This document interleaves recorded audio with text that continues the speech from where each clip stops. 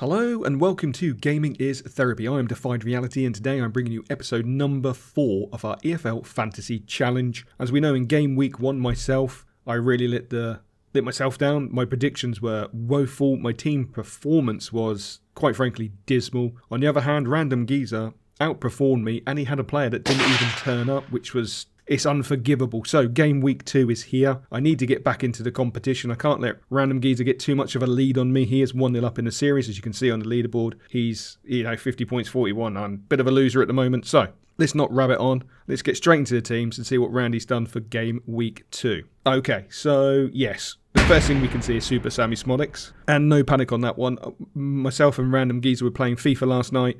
And I did say to him, that it's all confirmed, he's all signed, he's gone to Ipswich Town. He said, okay, fair enough, I'm going to make a change, but I'm going to leave it to the very last microsecond to make it. So, fair do. We know that's not going to be his ultimate midfield. He is going to make a change. Now, the question is, if you could make the change right now, what player would you replace Super Sammy Smodics with? Let me know in the comment section below. I'll be really interested to know.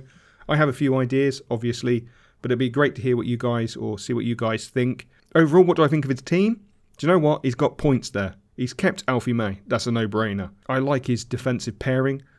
Ventino, who I watched, Luton, Burnley, a really great game. Luton, okay, before I go any further, Luton have a lot of injuries. They're not full strength. They're a few months away from being full strength, and they will be in amongst it at the end of the season. That's for sure. And I like the way Luton play. But Scott Parker knows how Luton plays and adapted to how Luton play. So he encouraged them to press and then just lobbed the ball over the top, played long ball football. Absolute genius. Not hard to predict, but he had adaptability where I think under Vincent Kompany, Burnley didn't have that adaptability. It was just pass. Where Scott Parker, for me personally, I think he's suited to the Championship. He's adapted to the Championship. He knows the Championship. I think he struggles when he moves up to the Premier League. But hey, that's just my opinion. Let me know what you think in the comment sections below. So, Coutinho, I think it's a no-brainer. Had a fantastic performance. I think he's got points in him. And I see Burnley beating Cardiff. Ayling, is it? Apology. I do absolutely butcher names. And I don't mean to, so please don't hold it against me. I think he's a great pick. Now, obviously, Middlesbrough battered Leeds. Let's not talk about Leeds. I've given them the curse of death. I said they were going to start the league off like a battering ram and a 3-3 draw against Portsmouth. But they had so many chances. Early ebbings in the Middlesbrough game, Leeds looked really good and then it all went Pete Tong. Middlesbrough were just the better team over the night and they deserved their victory, to be fair. And they hadn't won there for a very long time, so that was even more impressive. And I think the commentators can take the blame for that. Down the side, Ayling for Middlesbrough is a fantastic pick for me. His midfield, as we say, is hard to predict because Super Sammy Smodics, we don't know who he's going to change his midfield with. Up top, he's got points. I'm more interested in the teams he's gone with, so I know why he's gone for Hull City and I think we've all got that in the back of our minds. If anyone watched Sheffield Wednesday against Plymouth were just woeful.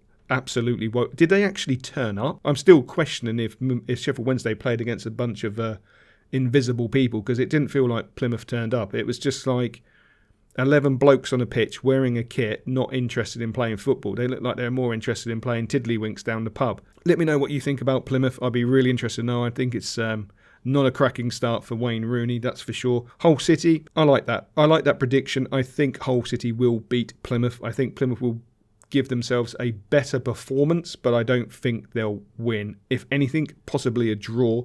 Doncaster Rovers, yeah, I've got to be honest. Doncaster are such a strong side. I fancy them to be in amongst it for the promotion. So yeah, I think that for me is a no-brainer. Now the question is, what team have I constructed to get me back into the tournament, into the competition? Well, without further ado, and there we go. And there we have it. Yep, I've changed it up. Well, I haven't. Of course, I'm not changing my front two. They got me points. They carried me through week 1. So we are staying with May, and we are staying with LL Cool J. I can't pronounce his name. Is it Late Lave? I am literally going to get called the butcher of names. So I'm not going to butcher any more names, but yes, LL Cool J, Alfie May, job done. That's my front two. Midfield, I went for JQ. I can't pronounce his name. I'm not even going to attempt it. And I went for Aronson of Leeds. Now, my theory behind this, because I think Leeds are actually going to struggle against West Bromwich Albion. I think he's going to do me business in midfield.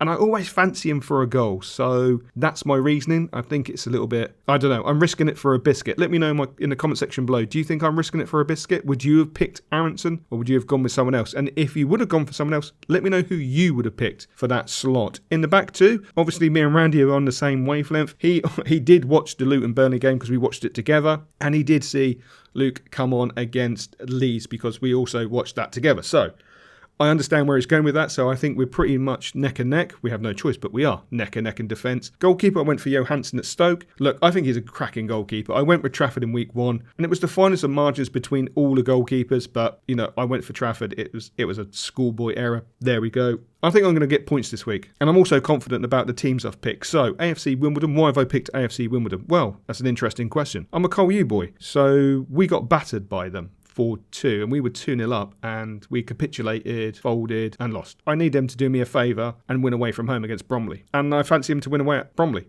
So I want points. Burnley, I'm literally gone for Burnley on the back of watching them against Luton. I thought they were absolutely formidable. They're only going to get stronger and better throughout the season. And I love the fact that Scott Parker is so adaptable to the way teams play against him. I think he's a perfect manager for the Championship. As I said, I don't think he's good for the Premier League. So I fancy Burnley to win today with ease. And I know I've gone for a bit of a weakish punt because they're at home, but I just need points on the board, and that's what it's all about. Let us know in the comment section below. Who do you think is going to win game week 2? Do you think it's going to be myself, defy reality, or do you think it's going to be random geezer who extends his lead to 2-0 over 2 weeks? Let us know in the comment section below, and as normal, we will catch you later.